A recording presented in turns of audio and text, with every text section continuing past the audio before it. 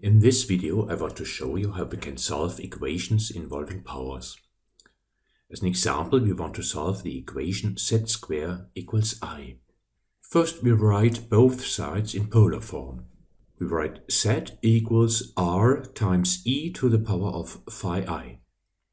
And the I on the right hand side is simply 1 times e to the power of pi half times I. And now we can compare the coefficients. First we compare the two factors, and that means that r squared must be equal to 1. Now the equation r squared equals 1 has two solutions, namely 1 and minus 1, but because the r factor must always be positive, there's only one solution valid, which is 1. Next step, we compare the angles. That means 2 phi I must equal to pi half I.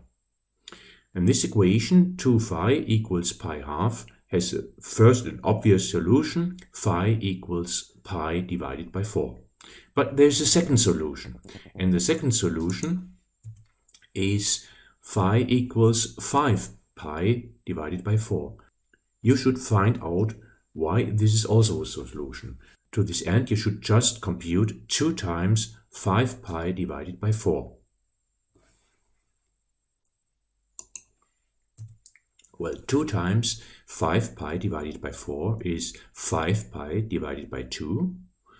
And this is greater than 2 pi. This is actually, it's 2 pi plus pi half. So it's equal to pi half. You just cut off the 2 pi.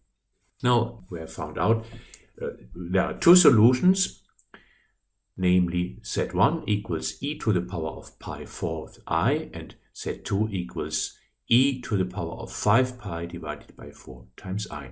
And the second solution is just minus the first solution, as you can see in this picture here. In general, we can say that the equation z to the power of n equals a, where a is any complex number not equal to 0, has n different complex solutions.